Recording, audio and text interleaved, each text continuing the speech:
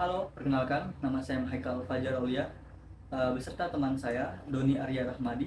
Di sini, kami akan melakukan wawancara kepada Bapak Budi Alam selaku pemilik dan pelaku bisnis OnStore. Baik, sebelumnya boleh Bapak perkenalkan diri. Ya, perkenalkan nama saya Budi Alam. Saya pemilik dari tempat servis atau toko home store yang ada di Tenggarong, Ujung Salib. Oke, untuk OnStore sendiri itu tuh media bisnisnya itu fokusnya di apa? Pelayanan jasa atau bagaimana? Untuk home store kita fokusnya ke servis. Jadi untuk perbaikan handphone, laptop, komputer, printer, dan juga ya bisa untuk beberapa alat-alat kita jual juga seperti hard disk, flash disk. Ya untuk pengerjaan-pengerjaan ringan masih kita bisa terima di sini ya. Eh, itu kan istilahnya itu ada juga proses penjualan barang. Penjualan barang itu proses daripada pengambilan stok ataupun barang itu bisa itu dapat dari mana?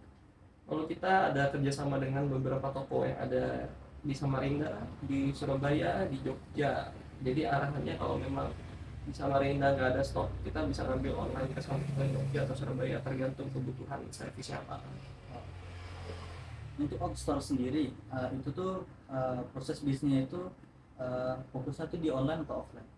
Kita sebenarnya fokusnya di offline, cuma ada beberapa hal yang kita mau harus online. Ya tadi seperti misalnya stoknya nggak ada di sini ya, otomatis yang mau kita ngambilnya di luar menggunakan online.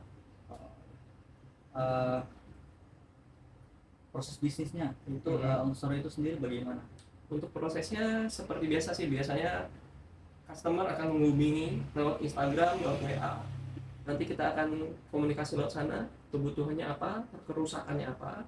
Kalau memang sudah tahu rusaknya secara garis besar apa, bisa dibawa ke toko, kita cek langsung di tempat, kita lihat kerusakannya bagaimana, komunikasi sama customer, baru kita konfirmasi harga, lihat stok yang ada di agen, baru kita estimasi waktu, kita kerjakan. Kalau sudah selesai kita hubungi kembali lewat WA atau Instagram. Jadi kayak gitu aja sih. Oh, berarti di proses bisnis itu ada melibatkan yang namanya distributor berarti? Ya ada bisa tidak. Uh, Mengenai cara promosi ataupun penarikan pelanggan. Nah, Omstar sendiri kan merupakan bisnis atau servis jasa yang memerlukan pelanggan supaya bisnisnya itu tetap jalan. Nah, itu cara menarik pelanggan itu tuh bagaimana?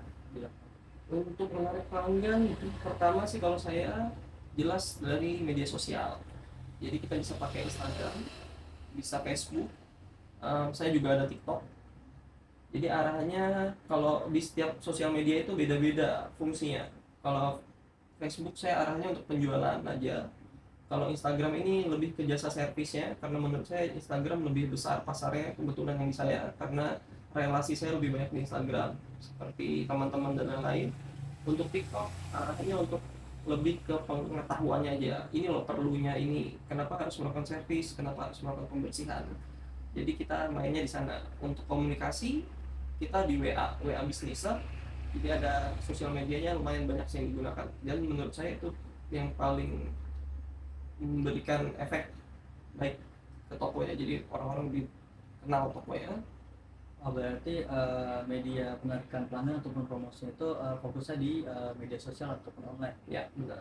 Uh, Tadi kan ada disinggung Facebook itu fokusnya di penjualan. Nah, itu berarti media berbisnisnya OnStore itu selain daripada offline berarti juga ada di online. Ya.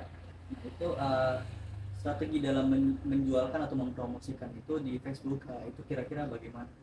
Kalau kita sih lebih banyak memang mainnya di kebutuhan orang apa. Jadi kita cari tahu dulu yang mau dibutuhin semua orang apa, baru itu yang kita stok lebih banyak. Cara tahunya bagaimana? Biasanya ya dari orang yang datang servis, kita ajak ngobrol, dia akan memberitahukan, oh kita butuhnya ini, kita butuhnya ini. Nah itu yang akan kita jual di sana. Untuk sejarah ataupun bagaimana bisnis OnStore ini dibangun, setelah menjelaskan itu Untuk sejarahnya sih sebenarnya pertama kan dulu saya mengajar di SMP Negeri 1 Tenggarong sebagai guru. Nah, jadi sambil mengajar masih ada aja orang beberapa yang servis ke saya. Itu lebih ke laptop sebenarnya, laptop komputer. Kemudian saya lihat juga, ya mohon maaf, di beberapa tempat yang ada di Tenggarong lebih tepatnya, tempat servisnya itu lebih banyak yang tidak dipercaya.